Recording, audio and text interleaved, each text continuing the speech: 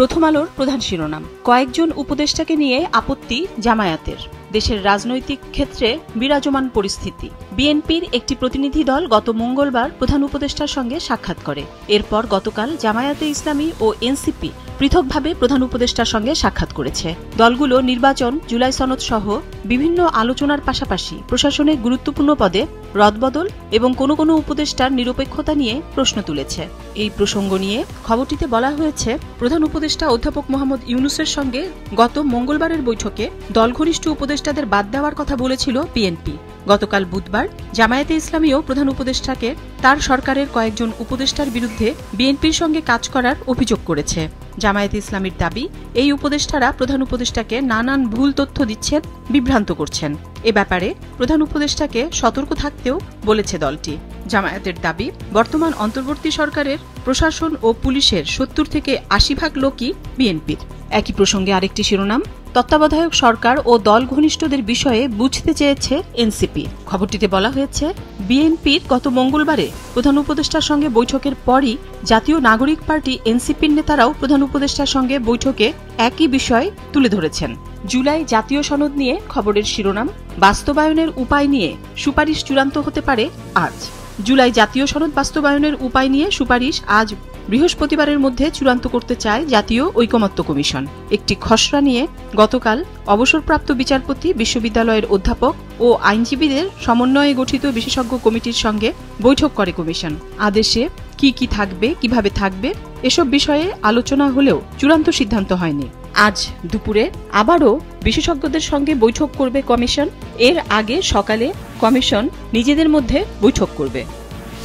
প্রধান উপদেষ্টার সঙ্গে বৈঠক প্রসঙ্গে সমকালের প্রধান শিরোনাম, কয়েকজন উপদেষ্টা ও প্রশাসনের ভূমিকায় জামায়াতের আপত্তি, বিশেষ দল সংশ্লিষ্টতার অভিযোগ, বিএনপির দিকে তীর, নভেম্বরে গণভোট আয়োজন করার আহ্বান, জুলাই সনদ বাস্তবায়নের আদেশ জারির দাবি, সুষ্ঠু নির্বাচন আয়োজনে অনেক উদ্যোগ নেবেন প্রধান উপদেষ্টা। পাশাপাশি আরেকটি শিরোনাম, উপদেষ্টাদের নিরপেক্ষতা নিয়ে প্রশ্ন এনসিপির। আরেকটি গুরুত্বপূর্ণ খবর, 15 সেনা কর্মকর্তা কারাগারে, আন্তর্জাতিক অপরাধ ট্রাইব্যুনাল জামিন শুনানি 20 নভেম্বর। ট্রাইব্যুনালে হাজির করতে সেনাবাহিনী পূর্ণ সহযোগিতা করেছে। চিফ প্রসিকিউটর, আত্মসমর্পণকারীরা নির্দোষ, মূল অপরাধীরা ভারতে, আসামি পক্ষের আইনজীবী। পত্রিকাটির শেষের পাতার একটি গুরুত্বপূর্ণ খবরের শিরোনাম, পরিকল্পনার অভাবে স্থবির ওষুধের কাঁচামাল শিল্প, দেশে ওষুধের সক্ষমতা, চীন ভারতের স্বার্থে দেশীয় উদ্যোগে অসাধু চক্রের বাধা। 1 মাস পেরোলেও মন্ত্রণালয়ের প্রতিবেদন প্রস্তুত হয়নি, বাস্তবায়ন হয়নি স্বাস্থ্য খাত সংস্কার কমিশনের সুপারিশও। বছরে বিদেশে চলে যাচ্ছে 1,55,000 কোটি টাকা। খবরটিতে বলা হয়েছে, প্রয়োজনীয় ওষুধের 97%ই উৎপাদিত হয় দেশে। এই বিশাল উৎপাদন সক্ষমতার পেছনে যে কাঁচামাল প্রয়োজন তার প্রায় 90%ই আমদানি করতে হয় ভারত ও চীন থেকে। বিশেষজ্ঞরা বলছেন, কাঁচামালের ক্ষেত্রে এই ধরনের পরনির্ভরতা কেবল অর্থনৈতিক নয়, বরং জাতীয় নিরাপত্তার দিক থেকেও ঝুঁকিপূর্ণ। যুগান্তরের প্রধান শিরোনাম, গুম খুন সহ মানবতা বিরোধী অপরাধের 3 মামলা, 15 সেনা কর্মকর্তা কারাগারে, আন্তর্জাতিক অপরাধ ট্রাইব্যুনাল। প্রতিবেদনটিতে বলা হয়েছে, গুম খুন সহ মানবতা বিরোধী অপরাধের পৃথক 3 মামলায় আসামি 15 সেনা কর্মকর্তাকে কারাগারে পাঠিয়েছেন আন্তর্জাতিক অপরাধ ট্রাইব্যুনাল 1। তাদের মধ্যে 14 জন কর্মরত আছেন, 1 জন আছেন অবসরকালীন ছুটিতে। এসব মামলায় পলাতক প্রধানমন্ত্রী শেখ হাসিনা, সাবেক বর্তমান 10 সেনা কর্মকর্তা সহ 17 আসামিকে ট্রাইব্যুনালে হাজির হতে সংবাদপত্রে বিজ্ঞপ্তি প্রকাশের নির্দেশ দেওয়া হয়েছে। দেশের রাজনৈতিক পরিস্থিতি নিয়ে আরেকটি শিরোনাম, সনদ নয়, জুলাই আদেশ নিয়ে গণভোট, ঐকমত্য কমিশনকে বিশেষজ্ঞদের পরামর্শ, প্রধান উপদেষ্টা আদেশ জারি করবেন, আজ চূড়ান্ত হবে সুপারিশ। পত্রিকাটির শেষের পাতার আরেকটি গুরুত্বপূর্ণ খবর, 23 বছর পর দেশে ফিরছেন অভি, বরিশাল 2 আসনে প্রার্থী হওয়ার গুঞ্জন। খবরটিতে বলা হয়েছে, দীর্ঘ 23 বছর পর দেশে ফিরছেন সাবেক এমপি গোলাম ফারুক অভি। 2002 সাল থেকে দেশের বাইরে থাকা সাবেক এই ছাত্রদল নেতা বর্তমানে রয়েছেন কানাডায়। তার আসার খবরে তোলপাড় চলছে বরিশাল 2 উজিরপুর বানারীপাড়া নির্বাচনী আসনে। 1996 সালে এই আসন থেকেই সংসদ সদস্য নির্বাচিত হয়েছিলেন তিনি।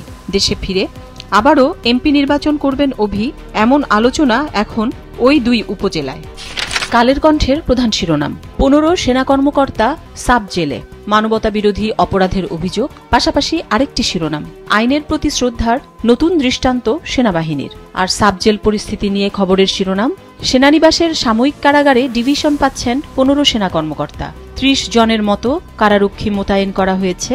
জেল কোড অনুযায়ী সব সুবিধা পাবেন তারা। পত্রিকাটির আরেকটি শিরোনাম জুলাই সনদ বাস্তবায়ন আদেশের খসড়া প্রণয়ন, সাংবিধানিক আদেশের ওপর গণভোট, আগামী সংসদের দ্বৈত ভূমিকার প্রস্তাব। তত্ত্বাবধায়ক সরকার নিয়ে খবরের শিরোনাম ত্রয়োদশ সংশোধনী ফিরলেও তত্ত্বাবধায়ক সরকার গঠনের সুযোগ নেই, আপিল শুনানিতে আইনজীবী। চট্টগ্রাম বন্দর পরিস্থিতি নিয়ে আরেকটি গুরুত্বপূর্ণ খবর ছেপেছে পত্রিকাটি। এর শিরোনাম বন্দর ইজারার সিদ্ধান্তের প্রতিবাদে বিক্ষোভ, 1 নভেম্বর স্কপের গণ অনশন।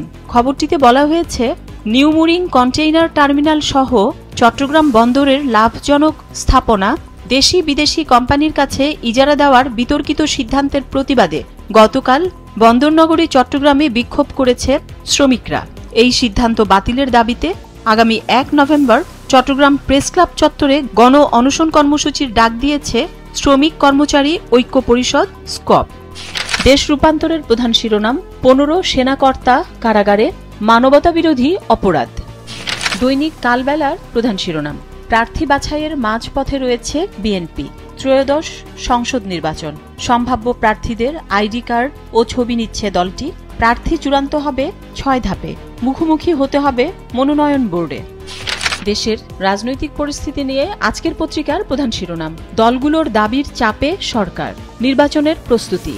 অন্তর্বর্তী সরকারকে তত্ত্বাবধায়কের ভূমিকায় দেখতে চায় বিএনপি। নিরপেক্ষতা নিয়ে প্রশ্ন তুলে নির্বাচন কমিশন পুনর্গঠনের দাবি এনসিপির। জামায়াত চায় নভেম্বরের শেষে গণভোট, জুলাই সনদের ভিত্তিতে নির্বাচন।